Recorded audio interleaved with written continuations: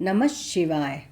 आज का हमारा टॉपिक है पारद शिवलिंग के पूजन का महत्व। आज हम पारद शिवलिंग की पूजा के महत्व को बताने जा रहे हैं। पारद शंभु बीज है, अर्थात पारद यानी पारे की उत्पत्ति महादेव शंकर के वीर्य से हुई मानी जाती है, इसलिए इसको पारद शंभु बीज कहते हैं। और शास्त्रकारों ने उसे साक्षात शिव माना है और पारद लिंग का सबसे अधिक महत्व बताकर इसे दिव्य बताया है। शुद्ध पारद संस्कार द्वारा बंधन करके जिस देवी देवता की प्रतिमा बनाई जाती है, यानी पारद के संस्कार द्वारा बंधन होता है और उसके बाद में पारद का संस्कार होने के बाद उसका बंधन करके जिस भी देवी देवता की प्रतिमा बनाई जाती है वह स्वयं सिद्ध होती है, उसको यानी सिद्ध माना जाता है। वाग्भट्ट जी के मतानुसार जो पारद शिवलिंग का भक्ति सहित पूजन करता है उसे तीनों लोकों में स्थित शिवलिंगों के पूजन का फल मिलता है। यानी जो इसकी साधना करता है नियम के अनुसार उसको तीनों लोक में जितने भी शिवलिंग स्थित हैं उन सभी के पूजन का फल तत्काल ही मिल जाता है। पारद लिंग का दर्शन महापुण्यदाता है, मतलब महापुण्य मिलता है इसके दर्शन से ही। इसके दर्शन से सैकड़ों अश्वमेध यज्ञों के करने से प्राप्त फल की प्राप्ति होती है।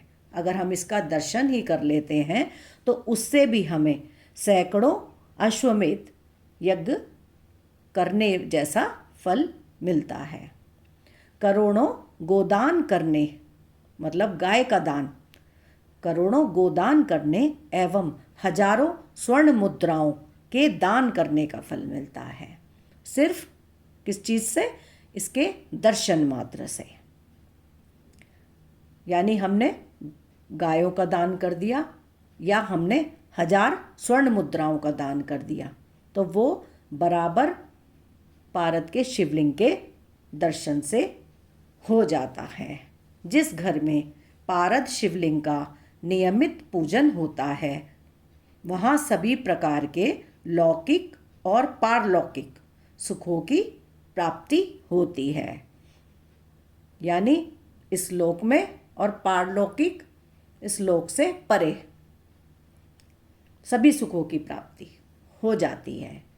किसी भी प्रकार की कमी उस घर में नहीं होती क्योंकि वहाँ रिद्धि सिद्धि और लक्ष्मी का वास होता है। साक्षात भगवान शंकर का वास भी होता है। इसके अलावा वहाँ का वास्तु दोष भी समाप्त हो जाता है। यानी किसी के घर में यदि पारद शिवलिंग है तो उनके घर में यदि कोई वास्तु दोष भी होता है तो वो भी समाप्त हो जाता है। और प्रत्येक सोमवार को पारद शिवलिंग पर अभिषेक करने पर तांत्रिक प्रयोग नष्ट हो जाता है। समझ गए कि यदि सोमवार के दिन हम पारद शिवलिंग पर अभिषेक करते हैं तो तांत्रिक प्रयोग, जो कि तांत्रिक क्रियाएं होती है ना उल्टी सीधी, तो जो गलत क्रियाएं होती हैं, मैं तो सिर्फ इतना ही कहना चाहूँगी कि जो भी हमारे लिए ठीक नहीं है, उचित नहीं है, वो क्रियाएं वो भी नष्ट हो जाती हैं।